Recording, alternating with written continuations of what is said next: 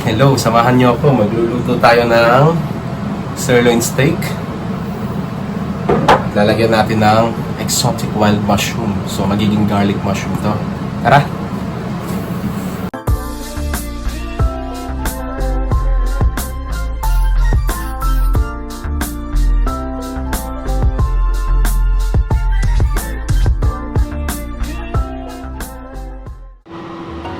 So, unang step, i-prep muna natin ang ating garlic.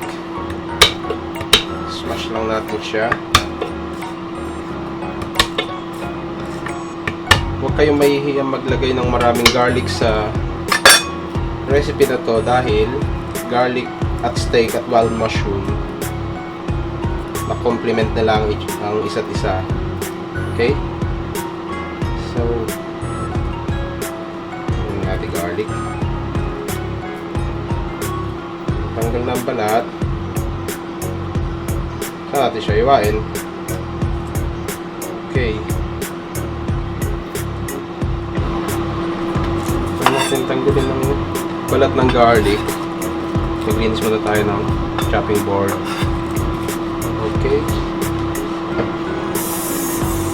Then, roughly chop lang natin para ma-feel natin na may garlic sa dish. Pwede nyo pa siyang dagdagan ng garlic if you wish to. Pero para sa akin, okay na ba? Pagka-prep ng garlic, pwede lang natin, ha?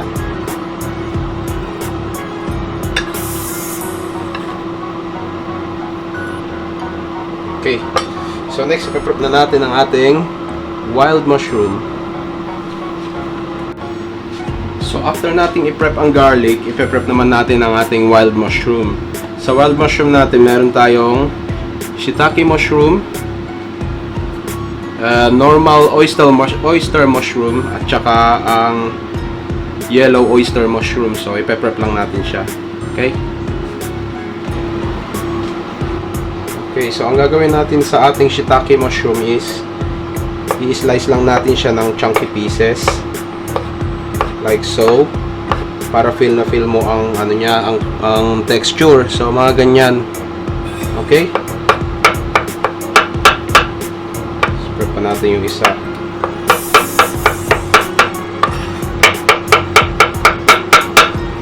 Okay, prep na siya. Pagkat natin sa side dish. Okay, next is yung oyster mushroom naman. So, parehas lang ang gagawin natin sa two types, sa yellow at sa normal one. Bale, pipirasuhin lang natin sa parang pinupunit na papel. Yan. So, sama na natin siya dyan. Okay?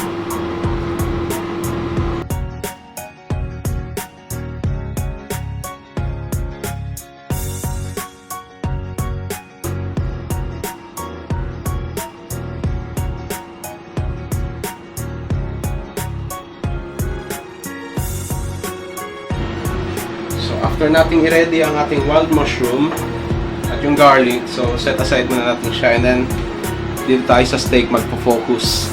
So ang style dito sa pagluto ng steak is hindi ko siya i-oil sa pan. So never oil the pan. Ganyan lang siya. So turn on natin ang stove. Nasa medium to high heat siya. So make sure na mainit ang pan bago natin ilagay ang steak natin. Okay? So now, i-oil natin ang ating steak sa plato. Kabilaan, di ba? Obviously. And then, pati sa kabilang side. So after nating i-oil ang ating steak,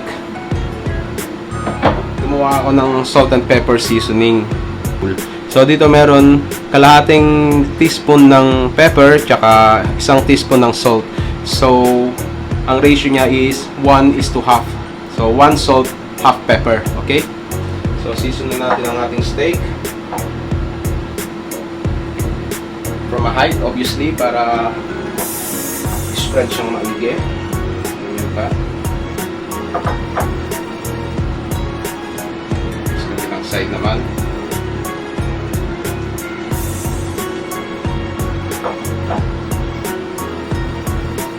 Side.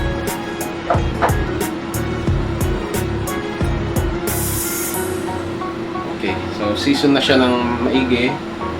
Tabi muna natin siya for 5 minutes para manuot yung talagang seasoning ng salt and pepper natin sa ating steaks. Okay? So, see you in 5. Okay, so after 5 minutes, pakita ko lang sa inyo ang pan ko. Masyado na siyang mainit. So, nag-i-smoke na siya. Okay, and then i-drop na natin ang steak.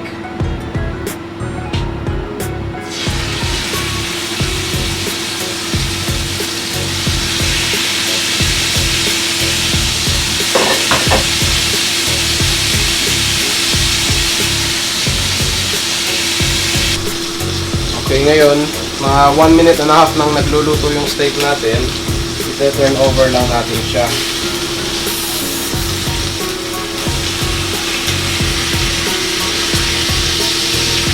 And turn over nyo ulit after 1 and a half minutes ulit. So, total cooking time natin is mga 7 or 8 minutes para sa medium steak, okay? So, turn lang ulit natin siya for another 1 minute and a half.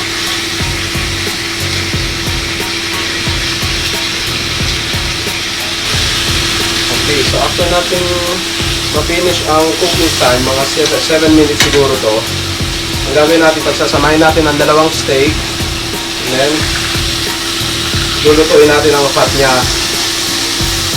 So, we're gonna render the fat para mas crispy siya at mas masarap siyang kainin. Hindi siya chewy, but soft, okay? Hanggang sa ma-render lang ang fat niya. Sa ngayon, hindi pa masyado eh. So, dyan lang siya mga 2 to 3 minutes. Pagkatapos ng 2 to 3 minutes, ika-transfer na natin ang ating steak. So, after ma-render ng fat, ganito na ang itsura niya. Okay, sarap no? Okay, so lagyan natin siya sa side plate and then i-rest natin siya for 3 minutes maximum. Okay? So, while resting the steak, ayusin natin ang ating wild mushroom na lalagay sa ibabaw niya. Okay? So, sa parehong pan, nandyan ang lahat ng flavor niya, lahat ng fat sa steak. So, ibababa lang natin ang fire ng medium. And then, ilalagay natin ang ating wild mushroom muna ang una. Kasi pag nalagay mo ang garlic sa mainit na pan, mababurn ng garlic. Magiging bitter siya. Parang yung ex mo. So, okay. Tanggalin muna natin ito. Pag medyo nasote na ang ating wild mushroom, lalagay na natin ang ating garlic. So, mga 2 minutes lang.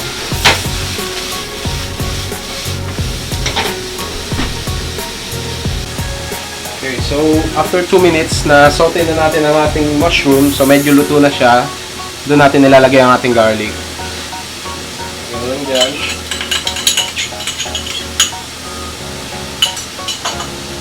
Halo-halo.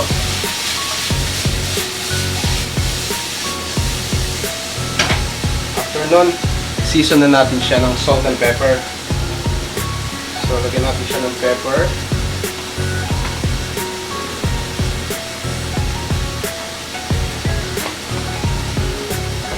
Saka ng konting salt. Adjust nyo na lang sa taste nyo, okay? So, halo-halo ulit.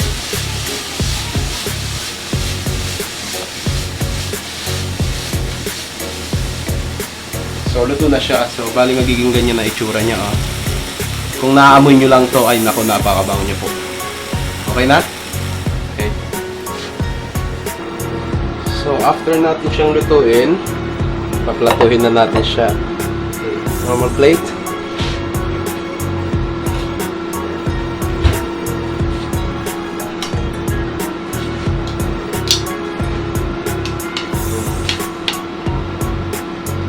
Lagay lang natin ang ating steak sa plato. Ang ating wild mushroom sa ibabaw.